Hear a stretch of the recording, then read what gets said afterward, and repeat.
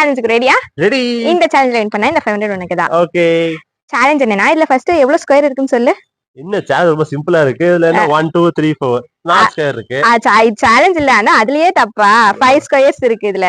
1 2 3 4 5. Okay. இந்த 5 ஸ்கொயரை நீ 7 ஸ்கொயரா கன்வெர்ட் பண்ணனும். 2 ஸ்டிக்ஸ் மட்டும் மூவ் பண்ணி. ஓகே. அதாவது அப்படிதான் இப்படிதான் பாசிபிள். லைக் வந்து 1 2 3 4 5. என்ன இது ஸ்கொயர் மாதிரி இருக்கா?